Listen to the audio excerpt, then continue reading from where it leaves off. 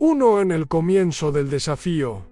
Un grito silencioso de desesperación hace exactamente 30 días. Mi vida era un eco de lo que había soñado. Una rutina asfixiante se había convertido en mi celda, y la palabra éxito resonaba como una burla. Cruel en el vasto desierto de mi realidad no era la falta de esfuerzo, era una desconexión palpable entre mi voluntad y los resultados. Cada intento por avanzar se topaba con un muro invisible, una resistencia que parecía nacer de mi propio interior, saboteando cualquier atisbo de progreso. Había un silencio ensordecedor en mi potencial, un grito mudo que anhelaba ser escuchado, pero no encontraba voz en ese punto de inflexión, cuando la frustración se mezclaba con una desesperación creciente. Busqué respuestas en los lugares menos esperados, o quizás en los más olvidados. Las promesas vacías de éxito rápido habían agotado mi paciencia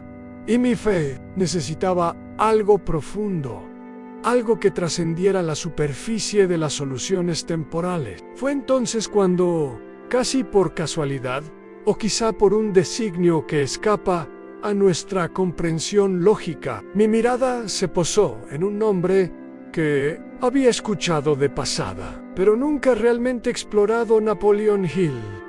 El nombre de Napoleon Hill resonó con una mística particular. No se trataba de un gurú moderno con teorías superficiales, sino de un gigante de principios del siglo XX, cuyo trabajo fue resultado de décadas de investigación sobre las mentes más brillantes de su tiempo. Su promesa no era riqueza instantánea, sino la maestría sobre uno mismo, una arquitectura interna para construir una vida de propósito y abundancia. Había algo en la profundidad de su legado, especialmente en sus textos menos conocidos, que me atrajo como un imán hacia una verdad fundamental. Así que, con una mezcla de escepticismo y la última gota de esperanza, tomé una decisión. Number sería una lectura casual, sería un experimento, un desafío de 30 días. Me sumergiría por completo en los secretos de control mental que Napoleon Hill había desvelado, dispuesto a aplicar cada principio, cada técnica, cada revelación, sin Este no era un juego, era mi última oportunidad para desenterrar el potencial que sentía que yacía dormido, encapsulado por años de autosabotaje inconsciente y creencias limitantes. La pregunta que me carcomía era simple pero poderosa.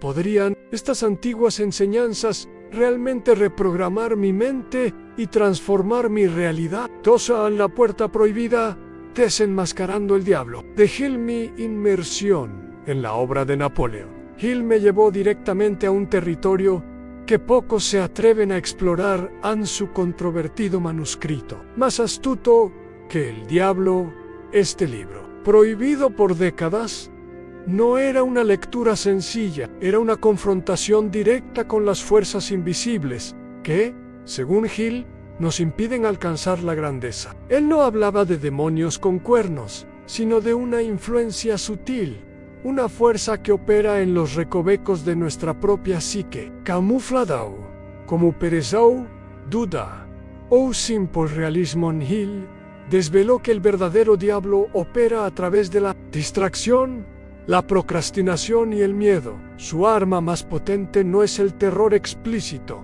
sino la programación silenciosa que nos lleva a la obediencia inconsciente. Es esa voz interna que nos susurra: no eres suficiente, no lo intentes, vas a fallar de nuevo. Una voz que creemos nuestra, pero que en realidad es un parásito mental, un eco de miedos heredados, traumas no resueltos y las limitaciones que la sociedad ha sembrado en nosotros. Desde la infancia, entender esto fue un golpe de realidad. Me di cuenta de que gran parte de mi vida había sido una serie de respuestas automáticas a esta programación.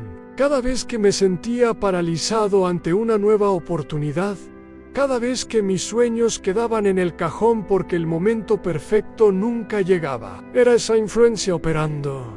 El enemigo invisible no necesitaba invadir mi casa, y vivía cómodamente dentro de mi propia mente, tejiendo una red de excusas razonables que justificaban mi inacción y mi conformidad a Napoleón. Él nos advierte que esta fuerza necesita nuestro consentimiento, pero lo obtiene sin que pronunciemos una sola. Basta con que postergues tus sueños, que te aferres a tus justificaciones, que confundas el entretenimiento efímero con un crecimiento real y duradero. Sin darte cuenta, entregas las riendas, y el resultado es una vida de deriva mental, donde te encuentras flotando sin propósito, sin conciencia, sin liderazgo interno, un estado en el que eres predecible, controlable y en última instancia, fácil de manipular.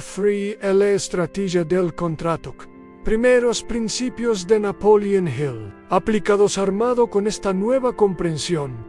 El primer paso fue trazar una estrategia de contraataque. Napoleon Hill no solo desveló al diablo, sino que también proporcionó el mapa para derrotarlo. El corazón de su filosofía reside en principios inquebrantables de autodisciplina mental y control consciente del pensamiento. No era una cuestión de fe ciega, sino de una lucidez deliberada, una interrupción intencional de los patrones automáticos que habían dominado mi existencia. El primer principio que apliqué fue la presencia brutal. Esto significó un corte radical del ruido externo y, más importante aún, del ruido interno. Durante horas al día, practicaba el silencio consciente, observando mis pensamientos sin juicio, como si fuera un espectador ajeno a mi propia mente. La pregunta recurrente era: ¿esto que hago o esto que pienso me acerca o me aleja de la vida que deseo? Esta autoconciencia radical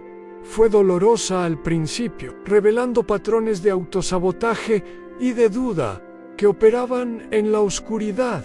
El segundo principio fue la ruptura de los ciclos de dopamina barata. Me sumergí en una desintoxicación digital en redes sociales. Entretenimiento pasivo, gratificaciones instantáneas que anestesiaban mi mente pero devoraban mi alma. Entendí que mi cerebro se había vuelto un basurero de estímulos vacíos. Para construir algo valioso, necesitaba un templo mental, un espacio claro y enfocado. Esta fase implicó una confrontación directa con mi necesidad de distracción y una redefinición de lo que realmente me nutría.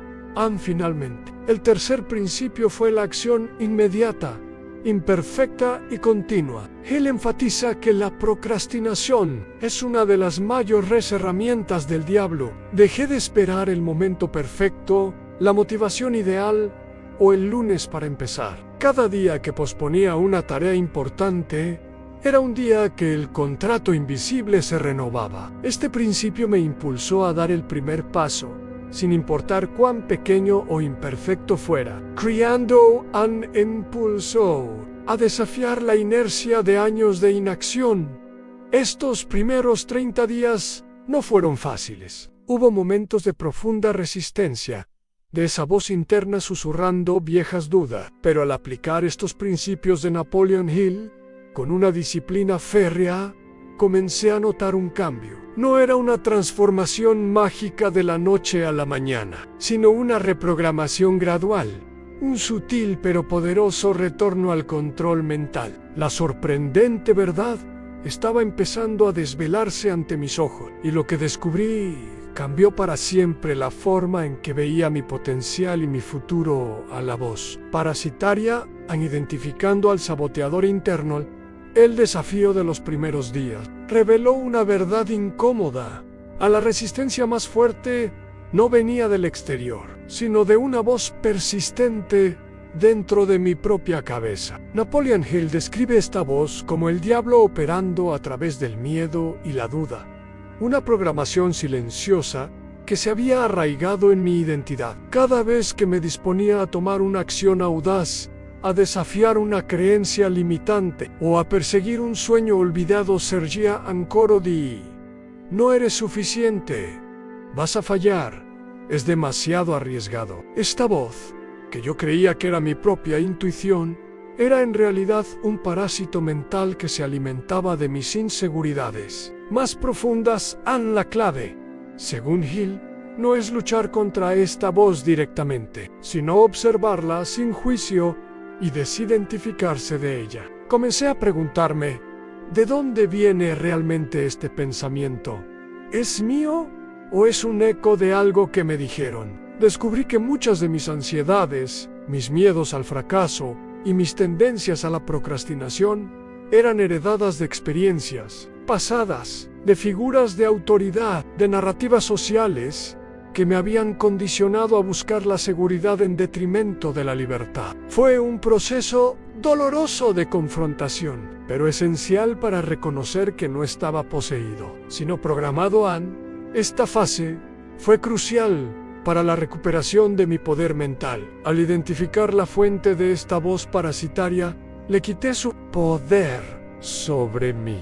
Ya no era una verdad innegable, sino una sugerencia, una vieja grabación que podía elegir ignorar. Aprendí que la tragedia no es tener esta voz, sino escucharla y permitir que tome decisiones por ti. ¿Cuántas oportunidades había perdido?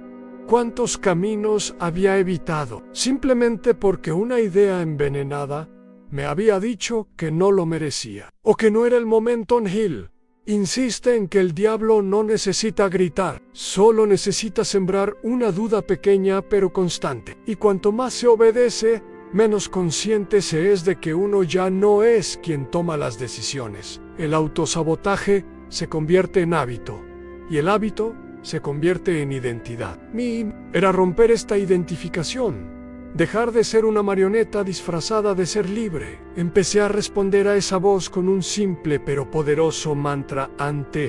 Oigo, pero ya no te creo. Esa frase, tan sencilla, fue la primera fractura real en el control que ejercía sobre mí. Forma de rebelión. ¿De dónde viene esta idea? ¿La elegí yo o la heredé? ¿Es mi deseo o es el miedo impuesto por otros? Este autoexamen implacable me permitió empezar a limpiar mi mente de lo prestado, de las cadenas invisibles que limitaban mi percepción del mundo y de mí mismo. Entendí que la batalla no era por la supervivencia, sino por la autenticidad, por la capacidad de pensar por mí mismo en un mundo que preferiría verme dormido. La sabiduría de Hill indicaba que, así como el diablo se alimenta de la deriva individual y la mente dispersa, el crecimiento exponencial y la manifestación de los deseos se aceleran a través de la sinergia de mentes alineadas. Mi tarea fue identificar si mis interacciones diarias drenaban mi energía o la multiplicaban. Estaba rodeado de derivantes inconscientes que reforzaban mi vieja programación, o de individuos con propósito, visión y una voluntad férrea de crecimiento. La elección no era fácil, pues implicaba desapegarse de patrones relacionales cómodos, pero limitantes. Empecé a buscar activamente personas que resonaran con esta nueva búsqueda de control mental y liberación de la deriva. Compartí mis descubrimientos de Hill, no como una imposición, sino como una invitación a la reflexión. La simple conversación con individuos que también anhelaban despertar, que compartían una disciplina mental y un deseo ardiente de superar sus propias limitaciones, generó una energía palpable. No se trataba de mera socialización, sino de un intercambio de ideas y una elevación mutua que amplificaba mi propia convicción y enfoque. Este principio de la mente maestra me enseñó que la libertad mental no es un viaje solitario. Si bien el control individual del pensamiento es fundamental, la velocidad y la magnitud de la transformación se aceleran cuando se integra un círculo de influencia positivo. El diablo florece en el aislamiento y la autoduda. La mente liberada prospera en la colaboración consciente y el apoyo mutuo. Esta es la esencia de la fuerza colectiva que puede contrarrestar la programación que la sociedad impone. La sorprendente verdad fue que al aplicar este principio, no solo sentí un impulso en mi propia claridad y propósito, sino que también comencé a ver cómo mi entorno comenzaba a reflejar mis nuevas vibraciones. Las oportunidades, antes invisibles, ahora parecían manifestarse con mayor Facilidad. No era magia, sino la reprogramación de mi subconsciente para atraer aquello con lo que mi mente maestra y grupo de apoyo y yo estaba en sintonía. La disciplina de la mente individual, multiplicada por la energía de la mente colectiva, se convirtió en una fuerza imparable. A 9, en el principio de la gratitud, a la frecuencia inatacable a medida que mi experimento de 30 días se acercaba a su fin. Un principio aparentemente simple, pero increíblemente poderoso, emergió con una claridad deslumbrante en la obra de Napoleon Hill. La gratitud, al principio, me pareció un concepto secundario, casi trivial, comparado con la disciplina mental o la lucha contra la deriva. Sin embargo, Hill lo presenta como una frecuencia inatacable, un estado vibratorio que eleva la mente por encima de las influencias del diablo y la alinea con la abundancia universal. Aplicar la gratitud de manera consciente y diaria fue un desafío en sí mismo, especialmente cuando la voz del diablo intentaba recordarme mis carencias y mis miedos. Pero me forcé a buscar activamente motivos para agradecer, no solo por las grandes victorias, sino por las pequeñas bendiciones de cada día, en el aire que respiraba, la oportunidad de aprender, la resistencia que me hacía más fuerte, y este acto deliberado de apreciación comenzó a transformar mi diálogo interno, silenciando el lamento y amplificando una sensación de suficiencia. En Hill subraya que la mente no puede albergar pensamientos de miedo y gratitud. Al mismo tiempo, al enfocarse persistentemente en la gratitud, se crea un escudo impenetrable contra las sugestiones negativas del diablo. Mi experiencia confirmó esto. Cada vez que me sentía abrumado por la duda o la ansiedad, un cambio consciente hacia la gratitud por lo que ya tenía o por las lecciones aprendidas disolvía la energía negativa, abriendo espacio para soluciones creativas y una perspectiva más optimista. Este principio de gratitud no era una negación de los desafíos, sino una reafirmación de mi poder interno para encontrar valor en cualquier circunstancia. Era una forma de reprogramar mi subconsciente para buscar la abundancia en lugar de la carencia, la oportunidad en lugar del obstáculo. La disciplina de la gratitud practicada diariamente se convirtió en un ancla emocional que me mantenía firme incluso cuando la corriente de la deriva mental intentaba arrastrarme de nuevo. Era la prueba de que podía elegir mi estado mental, independientemente de las circunstancias externas. La sorprendente verdad de la gratitud es que no solo atrae más de aquello por lo que se agradece, sino que también es un arma silenciosa pero devastadora contra la influencia del diablo. Al elevar mi frecuencia vibratoria a través de la apreciación genuina, me volví menos susceptible a la programación del miedo y la postergación. La gratitud es la clave para desbloquear un estado mental de abundancia y resiliencia, un estado que el diablo no puede penetrar porque opera en una frecuencia de carencia y limitación. Este fue el último pilar que solidificó mi control mental durante el experimento de 30 días, y el que me permitió ver la verdad completa de la transformación de Napoleon Hill. 10. La cláusula de la disciplina en el precio de la libertad a medida que el experimento de 30 días con los principios de Napoleon Hill avanzaba hacia su clímax. La verdad más cruda y a la vez liberadora se hizo innegable: la libertad mental tiene un precio, y ese precio es la disciplina inquebrantable. El diablo prospera en la complacencia, en la comodidad adictiva de la rutina vacía y en la evasión del esfuerzo consciente. Para romper las cadenas invisibles de la programación, tuve que enfrentar la incómoda realidad de que la disciplina no es un castigo, sino la única puerta hacia el verdadero dominio de uno mismo. Hill es enfático: la mente no se conquista a gritos, sino a través del silencio consciente y la acción deliberada. Mi día a día se transformó en una serie de pequeñas batallas ganadas a la procrastinación, a la distracción y a la voz parasitaria. Despertarme 15 minutos antes para meditar o escribir mis pensamientos, en lugar de revisar el móvil, se convirtió en un acto de rebelión diaria. Cada vez que elegía la disciplina sobre el placer inmediato, estaba reafirmando mi control mental y erosionando el poder del contrato invisible. Esta fase del experimento me enseñó que el despertar no es una explosión dramática, sino una serie de interrupciones constantes a los patrones automáticos.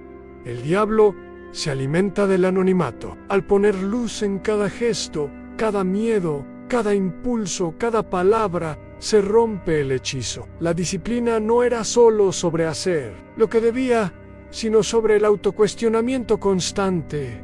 ¿Estoy operando desde mi propósito o desde mi programación? Esta conciencia aguda convirtió cada elección en una oportunidad para reafirmar mi libertad.